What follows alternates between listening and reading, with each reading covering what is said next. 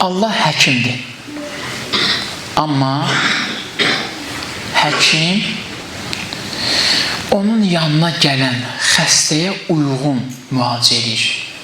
Necə istəyirsə, o cür də müalicə edir. Çünki bu həkim məcbur müalicə eləmir. Bir nəfər gəlir, deyir ki, dişim möhkəm ağrıyır. Çək qutarsın. Çək bu ağrı çıxsın, geçsin. Deyir ona həkim ki, bu çəkilməli diş deyil də.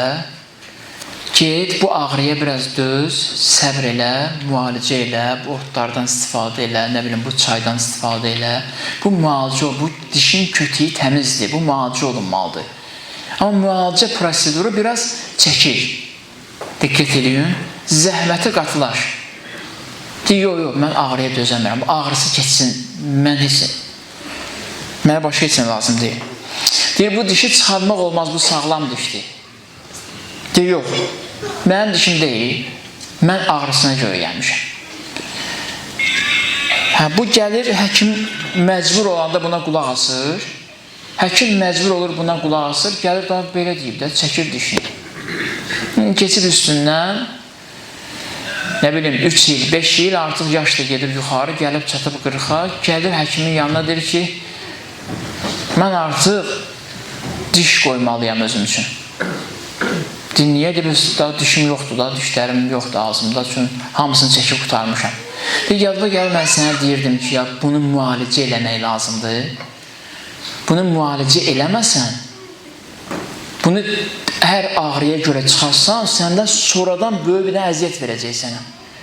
İndi səhər də dişdə, axşam dişləri çıxar, qoy stəkanın içinə, səhər yenə oradan götürsən. Sənə demişdi ki, bunu saxlamaq lazımdır da. Bunu saxlamaq lazımdır.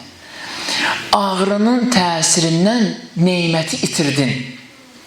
Səni burada, çünki anlamamışdın ki, bu diş nə boyda neymətdir, nə vaxtlar sənə lazım olacaq. Səni burada həkimə götürən ağrıdır. Sən diş neymətinin qədrini bilməmişdin. İndi nəticə etibarı yenə gəlməsən, əziyyət çəkirsən.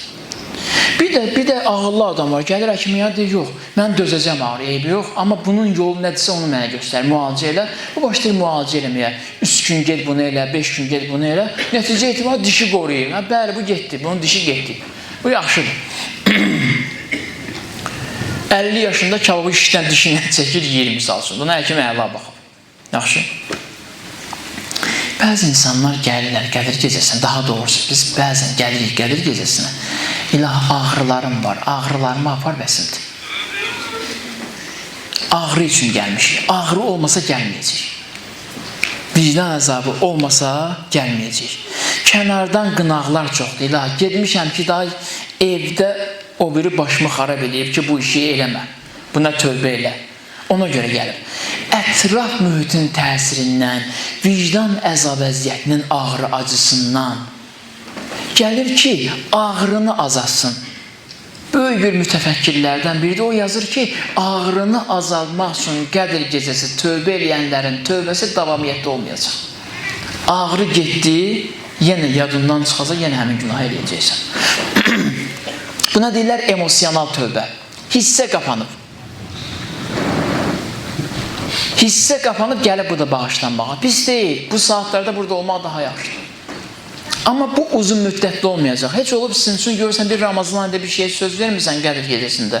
İlahi bir söz, daha eləməyəcəm bunu. Mən daha bu günah eləməyəcəm. Sonra keçir üstündən, gələn il Ramazan ayı gələndə baxıb görürsən ki, bu günahı minin eləmirsən, düşür yadıma ki, keçən Qədir gecəsində axı mən söz vermişdim. Sən günahı tərk etməyə söz verməmişdin, xəbərin yox idi.